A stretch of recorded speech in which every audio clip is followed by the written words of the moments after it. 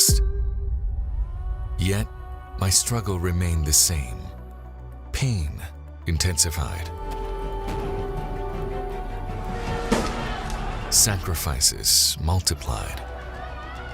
It is true, my heart is wounded. It is true, the chains of oppression are held too tight. It is true, my sufferings mark all violations of human rights. But it is also true that no matter how hard the journey may be, my steps were never broken, never a slope.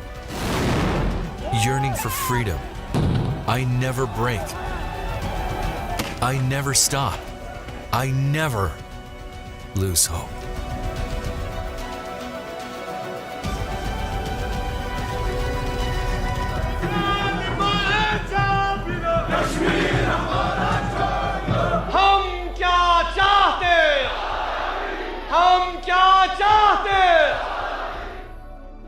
In 1950, India agreed to amend its constitution to grant the part of Kashmir that it administers, India's only Muslim-majority state. For the last 73 years, betrayal of the will of Kashmiri people has been a sharp-edged reality. 5th August 2020 marks 1 year of yet another such betrayal. अनुच्छेद 370 के सभी खंड लागू नहीं होंगे. Indian Home Minister Amit Shah told Parliament that Article 370 was revoked. Kashmir was stripped of its special status.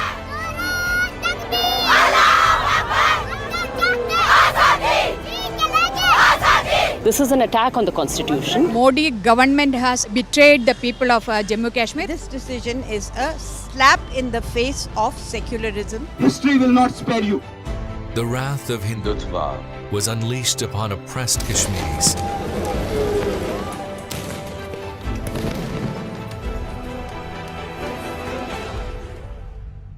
The valley was flooded with tens and thousands of trigger-happy soldiers.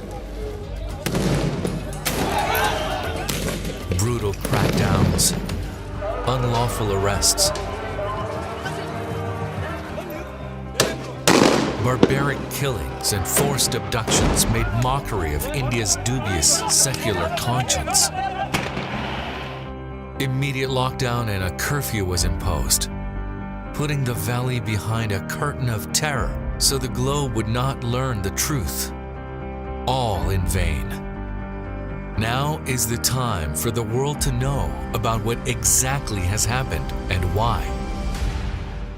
In order to understand what and why, we should first understand Article 370 and its significance. Article 370 of the Indian Constitution was introduced in 1949. Article 370 basically was pursuant to paragraph 4 and 7 of the Instrument of Accession, which basically meant that the accession was never absolute. It was a conditional accession. The people of Kashmir had the choice under Article 370 about which provisions of the Indian Constitution would be applicable to them. This was a ploy that India had used to put a curtain on its illegality in Kashmir. Article 35A was also introduced into the Indian Constitution in 1954. It allowed the people of Kashmir, and according to their choice, it restricted the amount of property that non-Kashmiris could hold in Kashmir.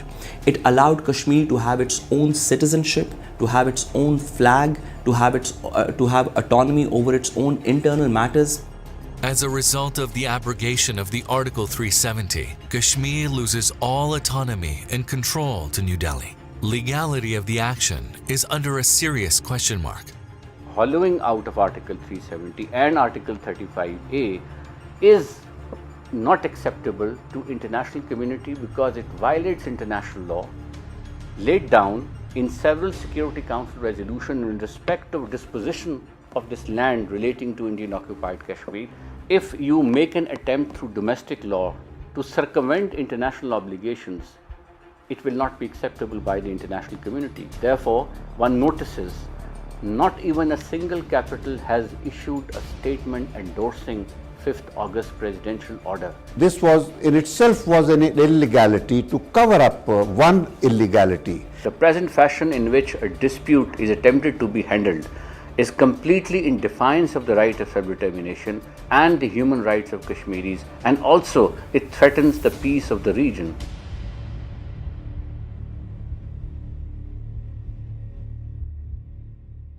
The abrogation of Article 370 generated massive reactions both in India and the Valley.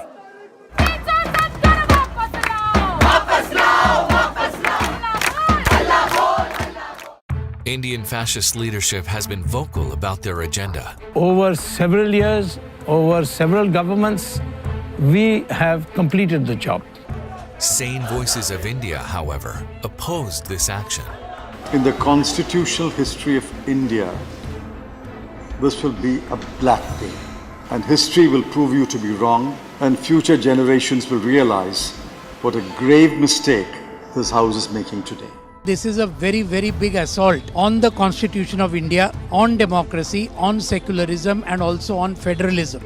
Even the pro-Indian Kashmiri leadership could not agree with Modi's strategy anymore. My India is a democratic India, secular India for all. I feel today is the blackest day of Indian democracy. You know, this new insult, this new phase of indignation has begun on 5th August 2019, and it's my generation which has now got the taste of betrayal. These illegal actions expose the fascist ideology of Modi's government. The fascist ideology of the Modi regime is Hindutva, is perhaps the most dangerous, the most existential threat that we as members of the global community face today. India, since independence, has been presenting itself as a secular country. But the fact remains that India has always been a Hindu state. Hindutva and Hinduism are absolutely unrelated. The term Hindutva itself is a fairly recent construct, which owes its origins to the theories propounded by one Vinayak Damodar Savarkar. Taking inspiration from Nazism and fascism, Savarkar's theory of Hindutva was one that was based on religious profiling rather than racial profiling. Slowly and gradually, this ideology has morphed into its current day form. After the partition, these devotees of the philosophy of Hindutva were the ones who vehemently opposed the protected status of Kashmir. The people of India are today suffering from Modi's Hindutva ideology. This is going to be something similar to the final solution that the Nazis envisaged for the Jews in 1940s. The repeal of Article 370 and 35A enables people to migrate to this area, to occupy this area, and we already hear of Sangh Abadis which are cropping up over there. Something which they've taken a leaf out of the book of Zionism, perhaps.